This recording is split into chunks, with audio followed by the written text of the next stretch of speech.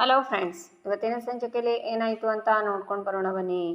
ಭಾರ್ಗವಿ ಮನೇಲಿ ಅಮ್ಮನ ಹತ್ರ ಇವಾಗ ಸಮಾಧಾನ ಆಯ್ತೇನಮ್ಮ ನಿನಗೆ, ಇವಾಗ ನೆಮ್ಮದಿಯಾಗಿರ್ಬೋದಾ ಅಂತಾಳೆ. ಆ ಎಮ್ಮೆಲೆ ಹುಚ್ಚಾಟಕ್ಕೆ ಅಮ್ಮನ ಮೇಲೆ ಯಾಕೆ ರೇಗ್ತಿದ್ಯಾ ಅಂತಾರೆ ಕಲ್ಪನಾ. ಏನು ಮಾಡಿದ್ರು ಅಂತ ನೀವೇ ಕೇಳಿ ಅತ್ತೆ, ನಾನು ಕೋರ್ಟ್ಗೆ ಹೋದ್ರು ಎಲ್ಲಿ ಹೋದ್ರು ಕುಂತ್ರು ನಿಂತರು ಅವಳು ಲಂಚ ತಗೊಂಡಿದ್ದಾಳಂತೆ ಕಣ್ರಿ, ಸ್ವಾಭಿಮಾನನ ಮಾರ್ಕೊಂಡಿದ್ದಾಳಂತೆ. ಈ ನ್ಯಾಯ ನೀತಿ ಎಲ್ಲ ಬರೀ ಶೋಕಿಗಷ್ಟೇ, ಕರಿ ಕೊಟ್ಟು ಬಿಚ್ಚಿ ಎಸಿ ಅಂತೆಲ್ಲ ಮಾತಾಡ್ತಿದ್ದಾರೆ. ನನ್ನ ಬಗ್ಗೆ ಮಾತಾಡಿದರೆ ನಾನು ಹೇಗೋ ಸಹಿಸ್ಕೊತೀನಿ, ಆದರೆ ಅಪ್ಪನ ಬಗ್ಗೆ ಮಾತಾಡ್ತಿದ್ದಾರೆ, ಅವಳ ಅಪ್ಪನ ಥರನೇ ಇವಳು ಲಂಚಗುಳಿ ಅಂತೆಲ್ಲ ಮಾತಾಡ್ತಿದ್ದಾರೆ ಅತ್ತೆ. ಅವರಿಗೆಲ್ಲ ನಾನು ಕೋರ್ಟ್ಗೆ ಹೋಗಿ ಉತ್ತರ ಕೊಡೋಣ ಅಂದರೆ ಅಮ್ಮ ನನ್ನ ಕೋರ್ಟಿಂದ ಹೋಗದೇ ಇರೋ ಹಾಗೆ ತಡೆದ್ಬಿಟ್ಟಿದ್ದಾರೆ. ಇದ್ರ ಹಿಂದೆ ಏನೋ ಇದೆ ಅಮ್ಮ. ಆ ವಿಕ್ಕಿ ನಿನ್ನ ಹತ್ರ ನಿನ್ನಿಂದ ತುಂಬ ಹೆಲ್ಪ್ ಆಯಿತು, ಮತ್ತು ಬೇರೆ ಏನಾದರೂ ಬೇಕಿದ್ರೆ ಕೇಳು ಅಂತ ಯಾಕಂದ ಅಮ್ಮ ಅಂತಾಳೆ ಭಾರ್ಗವಿ. ಅವನೇನೋ ಬಾಯಿಗೆ ಬಂದಾಗ ಮಾತಾಡಿ ಹೋದ, ನೀನು ನನ್ನ ಕಟಕಟೆಯಲ್ಲಿ ನಿಲ್ಲಿಸಿ ಪ್ರಶ್ನೆ ಮಾಡ್ತಿದ್ಯಾ ಅಂತಾರೆ ಪೂರ್ಣಿಮಾ. ವಿಕ್ಕಿ ಅಪ್ಪನ ಬಗ್ಗೆ ಕೆಟ್ಟದಾಗಿ ಮಾತಾಡಿದಾಗಲೂ ಆಮೇಲೆ ನಿನ್ನ ಹತ್ರ ಬಂದು ಮಾತಾಡಿದಾಗಲೂ ನೀನು ಸೈಲೆಂಟಾಗೇ ಇದ್ದೆ, ನಿಂದು ಏನೂ ತಪ್ಪಿಲ್ಲ ಅಂದಿದ್ರೆ ತಿರುಗಿಸಿ ಮಾತಾಡೋದು ಬಿಟ್ಟು ನೀನು ಯಾಕಮ್ಮ ಸುಮ್ಮನೆ ಇದ್ದೆ ಅಂತಾಳೆ ಭಾರ್ಗವಿ. ನಿಮ್ಮಲ್ಲೇನೋ ಬದಲಾವಣೆ ಆಗಿದ್ದಿರೋದು ನಿಜ ಅಮ್ಮ, ಒಂದು ವಾರದಿಂದ ನೀವು ಆಡ್ತಿರೋ ಮಾತು ನಡ್ಕೋತಾ ಇರೋ ರೀತಿ ಎಲ್ಲನೂ ಬದಲಾಗಿದೆ ಅಂತಾಳೆ ಸಂಧ್ಯಾ. ಸಾಕು ನಿಲ್ಲಿಸು, ಇದೆಲ್ಲ ನಾನು ಅವಳ ಜೀವನ ಸರಿ ಹೋಗೋದಕ್ಕೆ ಮಾಡಿದ್ದು ಅಂತಾರೆ ಪೂರ್ಣಿಮಾ. ಈ ಕೇಸ್ಗೂ ಅವಳ ಜೀವನ ಸರಿ ಹೋಗೋದಕ್ಕೂ ಏನಮ್ಮ ಸಂಬಂಧ?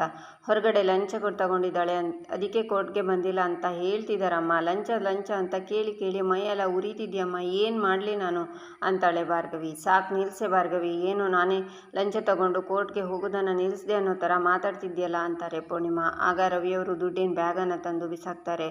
ಶಾಕ್ನಿಂದ ಎಲ್ಲರೂ ಬ್ಯಾಗನ್ನೇ ನೋಡ್ತಾರೆ. ಈಚೆ ಜಯಂತ್, ಅಣ್ಣ ನೀನು ಒಂದೇ ಒಂದು ಸುಳ್ಳು ಕೇಸಿಗೋಸ್ಕರ ಇಂಥ ಕೀಳ್ಮಟ್ಟಕ್ಕೆ ಇಳಿತೀಯ ಅಂಥದ್ದೇನು ಮೋಡಿ ಮಾಡಿದ್ದಾನೆ ಆ ಶಕ್ತಿ ಪ್ರಸಾದ್ ನಿನಗೆ? ಅವನಿಗೋಸ್ಕರ, ಅವನ ಸ್ನೇಹಕ್ಕೋಸ್ಕರ ಇವತ್ತು ಮನೆಯವರನ್ನೆಲ್ಲ ತಪ್ಪು ಅಂತಿದ್ಯಲ್ಲ. ಇಷ್ಟಕ್ಕೂ ಮೀರಿ ನಿನಗೆ ಅವನ ಸಹವಾಸ ಬೇಕು ಅಂದರೆ ನನಗೆ ನಿನ್ನನ್ನು ನನ್ನ ಅಣ್ಣ ಅನ್ನೋದಕ್ಕೆ ಅಸಹ್ಯ ಆಗುತ್ತೆ ಅಂತಾರೆ. ನಿನ್ನ JP ತಮ್ಮ ಅನ್ನೋದಕ್ಕೆ ನನಗೆ ನಾಚಿಕೆ ಆಗ್ತಿದೆ. ಅಣ್ಣ ಅನ್ನೋ ಗೌರವ ಇಲ್ಲ, ಅವ್ರ ದುಡ್ಡಲ್ಲಿ ನೀನು ಬದುಕ್ತಿದ್ಯಾ ಅನ್ನೋ ನಿಯತ್ತಿಲ್ಲ. ಅವ್ರು ಹೇಳಿದಾಗೆ ಇವ್ರ ಬಗ್ಗೆ ಹಾಗೆ ಮಾತಾಡೋಕ್ಕೆ ನಿನಗೆ ಧೈರ್ಯ ಎಲ್ಲಿಂದ ಬರುತ್ತೆ? ಇನ್ನೊಂದು ಮಾತು ನನ್ನ ಗಂಡನ ಬಗ್ಗೆ ಮಾತಾಡಿದರೆ ನಾನು ಸುಮ್ಮನಿರಲ್ಲ ಅಂತಾರೆ ನಿರ್ಮಲಾ. ಏನು ಮಾಡ್ತೀರಾ ಅತ್ತಿಗೆ, ಮನೆಯಿಂದ ಹೋಗು ಅಂತೀರಾ? ಹೋಗಲ್ಲ. ಅಮ್ಮನಿಗೆ ಈ ಕೂಡು ಕುಟುಂಬನ ಒಡೆಯೋದಿಲ್ಲ ಅಂತ ಮಾತು ಕೊಟ್ಟಿದ್ದೀನಿ, ಆ ಮಾತನ್ನು ಉಳಿಸ್ಕೊತೀನಿ. ನನ್ನ ಅಣ್ಣ ನನಗೇನಂದ್ರೂ ಬೇಜಾರಿಲ್ಲ, ಆದರೆ ಒಂದು ನೆನ್ಪಿಟ್ಕೋ ಅಣ್ಣ, ಒಂದು ಹೆಣ್ಣಿಗೆ ಅನ್ಯಾಯ ಮಾಡ್ತಾ ಇರೋ ಶಕ್ತಿ ಪ್ರಸಾದ್ ಒಬ್ಳಿಗೂ ಹೆಣ್ಮಗಳಿದ್ದಾಳೆ, ಅವಳನ್ನು ಈ ಮನೆಗೆ ಕರ್ಕೊಂಡು ಬರೋ ತಯಾರಿನೂ ನಡೀತಿದೆ. ಸಂಧ್ಯಾ ಅನ್ನೋ ಒಂದೊಂದು ಹೆಣ್ಣಿನ ಶಾಪ ಈ ಮನೆನ ಏನು ಮಾಡಿಬಿಡುತ್ತೋ ಅಂತ ನನಗೆ ಕಾಡ್ತಿದ್ಯಣ್ಣ. ಈ ವಿಚಾರದ ಬಗ್ಗೆ ನಿಮ್ಮೆಲ್ರಿಗೂ ಎಚ್ಚರಿಕೆ ಇರಲಿ ಅಂತ ಜಯಂತ್ ಹೋಗ್ತಾರೆ. JP, ಜಯಂತ್ ಮಾತಿಗೆ ನೀವು ತಲೆ ಕೆಡಿಸ್ಕೋಬೇಡಿ ನೋಡಿ, ಆಡೋರ ಮಾತಿಗೆ ತಲೆ ಕೊಟ್ಟರೆ ನಮ್ಮ ಕೆಲಸ ಕೆಡುತ್ತೆ. ಯು ಜಸ್ಟ್ ರಿಲ್ಯಾಕ್ಸ್, ನಾನು ನಿಮಗೆ ಕಾಫಿ ಕಳಿಸ್ತೀನಿ. ಬೃಂದಾ, ನಿಮ್ಮ ಮಾವಂಗೊಂದು ಕಪ್ ಕಾಫಿ ಕೊಡು ಅಂತಾರೆ ನಿರ್ಮಲಾ. ಈಚೆ ವಂದನಾ ಫೋನಲ್ಲಿ ಅರ್ಜುನ್ ಮತ್ತು ಟಗರು ಪುಟ್ಟಿ ಫೋಟೋನ ನೋಡಿ ಅಳ್ತಾ ಇರುವಾಗ ಶಕ್ತಿ ಪ್ರಸಾದ್ ಸಮಾಧಾನ ಮಾಡ್ತಾರೆ. ಆಗ ನಿರ್ಮಲಾ ಶಕ್ತಿಗೆ ಕಾಲ್ ಮಾಡಿ, ಇನ್ನು ಮುಂದೆ ನಮಗೆಲ್ಲ ಒಳ್ಳೆ ಟೈಮ್ ಶುರು, ಆದಷ್ಟು ಬೇಗ ಅರ್ಜುನ್ ಮತ್ತು ವಂದನಾ ಎಂಗೇಜ್ಮೆಂಟ್ ಮಾಡೋಣ ಅಂತಾರೆ. ಅದು ಕೇಸಿನ್ನು ಮುಗ್ದಿಲ್ಲ ಅಷ್ಟು ಬೇಗ ಅಂತಾರೆ ಶಕ್ತಿ. ಮುಗಿಯುತ್ತಣ್ಣ, ಆ ಲಾಯರ್ ಭಾರ್ಗವಿಯಿಂದ ಯಾವ ಕಿರಿಕಿರಿನೂ ಇರಲ್ಲ, ನಮ್ಮ ಬೃಂದ ಎಲ್ಲನೂ ನೋಡ್ಕೋತಾಳೆ. ನೆಕ್ಸ್ಟ್ ಹಿಯರಿಂಗ್ ಅಷ್ಟೊತ್ತಿಗೆ ಕೇಸ್ ಮುಗ್ದೋಗುತ್ತೆ, ನಾವು ಮದುವೆಗೆ ತಡ ಮಾಡೋದು ಬೇಡ ಅಣ್ಣ ಅಂತಾರೆ ನಿರ್ಮಲಾ. ಆದಷ್ಟು ಬೇಗ ಆಲ್ಗ ಉದಿಸೋಣ ಅಂತ ಕಾಲ್ ಕಟ್ ಮಾಡ್ತಾರೆ ಶಕ್ತಿ. ಡ್ಯಾಡ್ ಅಂತಾಳೆ ವಂದನಾ. ಎಲ್ಲ ಸರಿ ಹೋಗುತ್ತೆ ಅಂದೆ ತಾನೇ, ಈಗಲಾದರೂ ಖುಷಿಯಾಗಿರು ಅಂತ ಹೋಗ್ತಾರೆ ಶಕ್ತಿ. ವಂದನಾ ಮೊಬೈಲ್ ನೋಡ್ತಾ, ಅರ್ಜುನ್ ನಿನ್ನ ಟಗರು ಪುಟ್ಟಿನ ಮನಸ್ಸಿಂದ ಓಡಿಸೋ ಸಮಯ ಬಂದಿದೆ ಅಂತ ನಗ್ತಾಳೆ. ಈಚೆ ರವಿ, ನಿಮ್ಮಮ್ಮ ಮರ್ಯಾದೆನ ಬೀದಿನಲ್ಲಿ ಹರಾಜು ಹಾಕಿದ್ದಾಳೆ, ಅದರ ಬಗ್ಗೆ ಚಿಂತೆ ಇಲ್ಲ ಇವಳಿಗೆ. ನಮ್ಮ ಮನೆಯಲ್ಲಿ ದುಡ್ಡು ಮುಚ್ಚಿಟ್ಟು ಏನೂ ಗೊತ್ತಿಲ್ಲದಂಗೆ ಸುಮ್ಮನೆ ನಿಂತಿದ್ದಾಳೆ ನೋಡಿ ಇವಳು ಅಂತಾರೆ. ಆಗ ದುಡ್ಡನ್ನೆಲ್ಲ ಪೂರ್ಣಿಮಾ ಬ್ಯಾಗ್ಗೆ ಹಾಕ್ತಾರೆ. ಅತ್ತಿಗೆ, ನೀನು ನಿಜವಾಗ್ಲೂ ಲಂಚ ತಗೊಂಡೆ ಅಂತಾರೆ ಕಲ್ಪನಾ. ಇಷ್ಟು ದಿನ ಯಾರ ಮುಂದೆನೂ ಕೈ ಚಾಚದೆ ನ್ಯಾಯವಾಗಿದ್ದ ಭಾರ್ಗವಿ ಅಕ್ಕನ ಎಲ್ಲರ ಮುಂದೆ ತಲೆ ತೆಗೆಸೋ ಹಾಗೆ ಮಾಡಿಬಿಟ್ರಲ್ಲಮ್ಮ. ನನ್ನನ್ನು ಕಾಪಾಡ್ತೀನಿ, ನಾನು ನಿನ್ನ ಮಗಳ ಇದ್ದಂಗೆ ಅಂತೂ ಅನ್ಯಾಯ ಮಾಡಿಬಿಟ್ರಲ್ಲ. ಮಗಳ ಜೀವನನ ಯಾರಾದರೂ ಹಾಳು ಮಾಡ್ತಾರಾ? ದೊಡ್ಡ ಮೋಸ ಮಾಡಿಬಿಟ್ರಿ ಅಮ್ಮ ನೀವು ಅಂತಾಳೆ ಸಂಧ್ಯಾ. ಆಗ ಪೂರ್ಣಿಮಾ ಸಂಧ್ಯಾ ಕೆನ್ನೆಗೆ ಬಾರಿಸಿ, ಮಾತಾಡಬೇಡ ಸಂಧ್ಯಾ, ಇವತ್ತಿನ ಈ ಪರಿಸ್ಥಿತಿಗೆ ನೀನೇ ಕಾರಣ ಅಂತಾರೆ. ಅವಳಿಗೆ ಯಾಕಮ್ಮ ಹೊಡಿತಿದ್ಯಾ? ಒಬ್ಬರಿಗೆ ಹೊಡಿಬೇಕು ಅಂದರೆ ಅವರೇನಾದರೂ ತಪ್ಪು ಮಾಡಿರಬೇಕು, ಇಲ್ಲ ಅವ್ರ ಮೇಲೆ ನಿನಗೆ ಹಕ್ಕಿರಬೇಕು. ಸಂಧ್ಯಾ ಏನೂ ತಪ್ಪು ಮಾಡಿಲ್ಲ, ನೀನು ಮಾಡಿರೋ ಕೆಲಸದಿಂದ ಅವಳ ಮೇಲಿನ ಹಕ್ಕನ್ನು ಕಳ್ಕೊಂಡಿದ್ಯಾ. ಅಮ್ಮ, ಹೊಡೆಯೋದಿದ್ರೆ ನನಗೆ ಹೊಡಿ, ಅಪ್ಪನ ಮಾನ ಉಳಿಸ್ತೀನಿ, ನನ್ನ ಮಾನ ಉಳಿಸ್ತೀನಿ ಅಂತ ಹೇಳಿ ಎಲ್ಲರನ್ನೂ ಹೋಲ್ಸೇಲ್ಸ್ ಆಗಿ ಹರಾಜು ಹಾಕಿಬಿಟ್ಟೆಯಲ್ಲಮ್ಮ, ಇನ್ನೂ ನನ್ನನ್ನು ಹೊಡಿ, ನನ್ನ ನಂಬಿದ್ದಕ್ಕೆ ನನ್ನ ಆಗಬೇಕಾಗಿದ್ದೆ ಅಂತಾಳೆ ಭಾರ್ಗವಿ. ಬಾಯಿಗೆ ಬಂದಾಗ ಮಾತಾಡ್ತಿದ್ಯಲ್ಲ, ನಾನು ನಿನ್ನಮ್ಮ ಕಣೆ, ನಾನು ಯಾರಿಗೂ ಮೋಸ ಮಾಡಿಲ್ಲ ಅಂತಾರೆ ಪೂರ್ಣಿಮಾ. ನನ್ನ ಎದುರಿಗೆ ದುಡ್ಡಿದೆಯಲ್ಲ ಅಂತಾರೆ ರವಿ. ರೀ, ಇದನ್ನು ಬೃಂದ ಕೊಟ್ಟಿರೋ ದುಡ್ಡು, ಈ ದುಡ್ಡಿಗೂ ಈ ಕೇಸಿಗೂ ಯಾವ ಸಂಬಂಧನೂ ಇಲ್ಲ. ಇವತ್ತು ಇವರಿಬ್ಬರು ಜೀವಂತವಾಗಿ ನಿಂತಿರೋದಕ್ಕೆ ಕಾರಣ ಏನು ಗೊತ್ತಾ?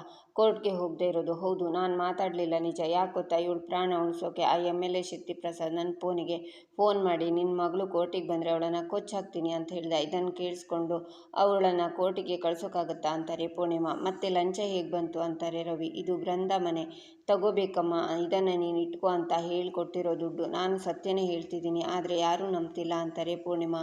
ಏನೂ ಬೃಂದಕ್ಕ ಕೊಟ್ಲಾ ಅಂತಾಳೆ ಭಾರ್ಗವಿ. ಬೃಂದ ನಮ್ಮ ಮನೆಗೆ ಬಂದ್ಬಿಟ್ಲು, ಅವಳು ಆ ಮನೆಯಲ್ಲಿ ಖುಷಿಯಾಗಿಲ್ಲ. ಆ ಮನೆಯಲ್ಲಿ ಎಲ್ಲರೂ ಅವಳಿಗೆ ಚಿತ್ರಹಿಂಸೆ ಕೊಡ್ತಿದ್ದಾರಂತೆ. ತಂದೆ ತಾಯಿಯಾಗಿ ಮಗಳ ದುಃಖಕ್ಕೆ ನಾವು ಸ್ಪಂದಿಸಬೇಕಲ್ವೇನ್ರಿ ಅಂತಾರೆ ಪೂರ್ಣಿಮಾ. ಅವಳು ಕಂತೆ ಅಂತೆ ಮಾತನ್ನು ಕೇಳಿ ಇಷ್ಟೊಂದು ದುಡ್ಡು ತಗೊಂಡ ಪೂರ್ಣಿಮಾ ನೀನು ಅಂತಾರೆ ರವಿ. ಇದನ್ನು ನಾನು ಯಾರ ಮುಂದೆನೂ ಕೈ ಚಾಚಿಲ್ಲ, ಬೃಂದನೇ ಕೊಟ್ಟಿರೋದು. ಅವಳು ಸಂಸಾರ ಸರಿ ಹೋದ್ಮೇಲೆ ತಾನೊಂದು ಬೇರೆ ಮನೆ ತಗೊಂಡು ಗಂಡನ ಜೊತೆ ಹೋಗ್ತೀನಿ, ಸುಖವಾಗಿರ್ತೀನಿ, ಅಲ್ಲಿವರೆಗೂ ಈ ದುಡ್ಡನ್ನು ಜೋಪಾನವಾಗಿ ಇಟ್ಕೊ ಅಂತ ಹೇಳಿದಾಳೆ. ನಾನು ತಗೊಳ್ಳಲ್ಲ ಅಂದರೂ ಅವಳು ಕೇಳಲಿಲ್ಲ ಅಂತ ಅಳ್ತಾರೆ ಪೂರ್ಣಿಮಾ.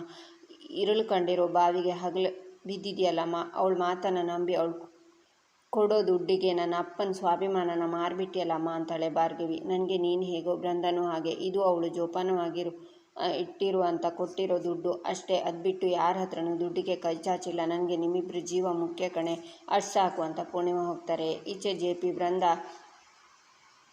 ತಿಂಡಿನ ಬಡಿಸ್ತಾ ಇರುವಾಗ, ಹೇಳಿದ ಕೆಲಸನ ನಿಯತ್ತಾಗಿ ಮಾಡಿದ್ಯಾ ನೀನು? ಅಲ್ಲ, ಕೂತ್ಕೊಂಡು ತಿನ್ನು ಬಾ, ಸಾಕ್ಷಿ ನೀನು ಎಲ್ರಿಗೂ ಬಡಿಸು ಅಂತಾರೆ. ಆಗ ಬೃಂದ ಸಾಕ್ಷಿಗೆ ಸನ್ನೆ ಮಾಡಿ ಕೂತ್ಕೋತಾಳೆ. ಸಾಕ್ಷಿ ಬಡಿಸ್ತಾಳೆ. ಚಿಕ್ಕತ್ತೆ ಇನ್ನೊಂದು ಒಬ್ಬಟ್ಟು ಹಾಕಿ ಅಂತಾಳೆ ಬೃಂದ ನೀನು ನಂಬಿಕೆನ ಉಳಿಸ್ಕೊಂಡಿದ್ಯಾ, ಗುಡ್ ಜಾಬ್ ಅಂತಾರೆ JP. ಥ್ಯಾಂಕ್ ಯು ಮಾವ ಅಂತಾಳೆ ಬೃಂದ. ಈಚೆ ರವಿ, ನೋಡಿದ್ಯಾ ಪುಟ್ಟಿ, ಬೃಂದ ಎಂಥ ನೀಚಳಿರಬೇಕು, ತಾನೇ ಅಮ್ಮನ ನಂಬಿಸಿ ದುಡ್ಡು ಕೊಟ್ಟು ಈಗ ಲಂಚ ತಗೊಂಡಿದ್ದಾಳೆ ಅಂತ ಊರು ತುಂಬ ಸುದ್ದಿ ಹಬ್ಬಿಸಿದ್ದಾಳೆ. ಈ ಥರ ಕೆಲಸದಲ್ಲಿ ಮಾವ ಸೊಸೆ ಎತ್ತಿದ ಕೈ ಅಂತಾರೆ. ಈಚೆ JP, ಯುಕ್ತಿ ಉಪಯೋಗಿಸಿ ಗೆಲ್ಲೋದ್ರಲ್ಲಿ ಯಾವ ತಪ್ಪು ಇಲ್ಲ.